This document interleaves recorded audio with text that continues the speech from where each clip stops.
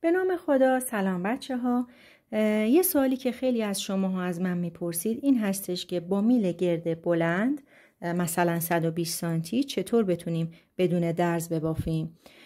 خب این کار یه فوت کوچولو داره که من توی این ویدیو بهتون آموزش میدم. این میل گرد من الان 120 سانتی هستش. خب هر تعداد دونه‌ای که احتیاج دارید روی میلتون سر میندازید. به اضافه یک دونه اضافه برای وصل کردن ابتدا و انتهای دونمون.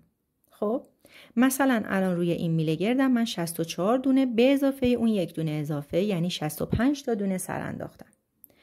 برای بافت با میله گرد بلند چون میخوایم بدون درز ببافیم، شاید رج اولش یک مقدار سخت باشه ولی رج‌های بعد آسون میشه براتون. خب این میله گردم رو به این صورت نگه داشتم. ببینید تعداد دونه هامون هرچی هست تقسیم بر 2. من مثلا چشمی در نظر میگیرم. فرض میکنم اینجا بین دونه هام باشه. خب به این صورت اون سیم اضافه رو از روی بین این 2 تا دونه خارج میکنم.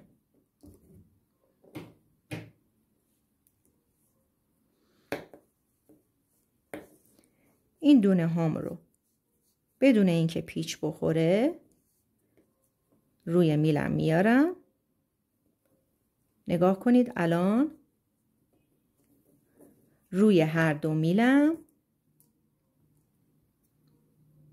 دونه هام قرار گرفت.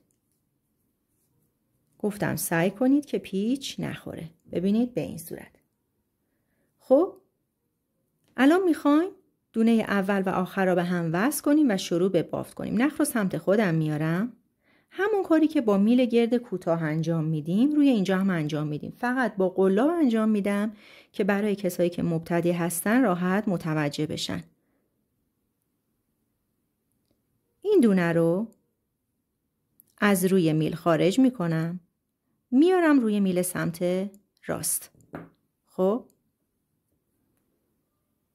نخم رو اون سمت میبرم.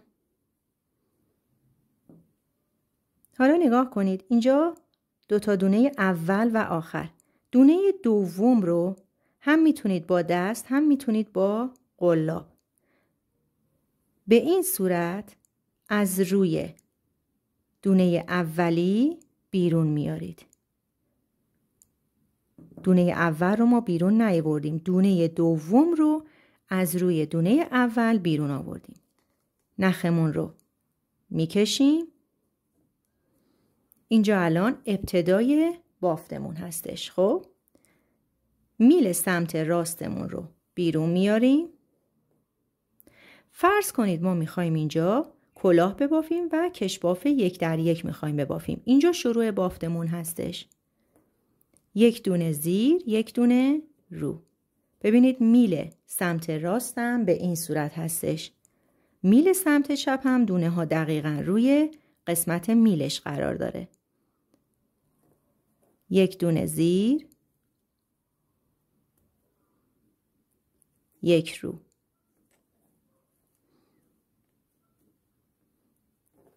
رج اول یک مقدار مشکل هستش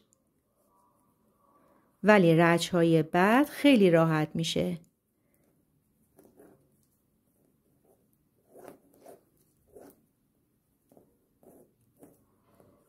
به همین صورت 1 دونه زیر 1 دونه رو میبافیم تا دونه های میل سمت چپمون تموم بشه.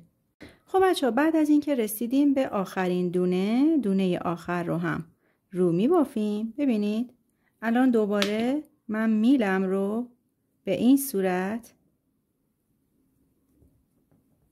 دونه های این ور رو این قسمت میارم. ببینید میل سمت چپ رو دوباره دونه هاش رو روی میل میارم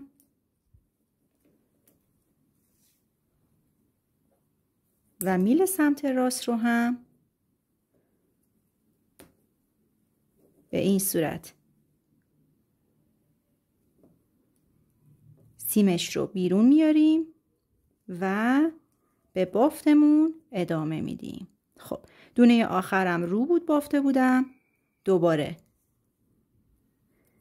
چون گفتم کش باف 1 در 1 دارم میبافم، ببینید موقع که دونه اول رو دارم میبافم یک مقدار اینجا نخم رو میکشم که اینجا حفره ایجاد نشه و فاصله‌ای نیفته. دوباره به بافتم ادامه میدم.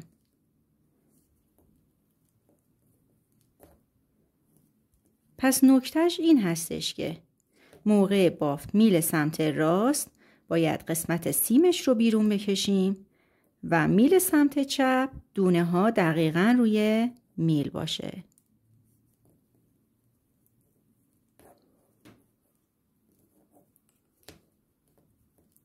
به همین صورت ادامه میدیم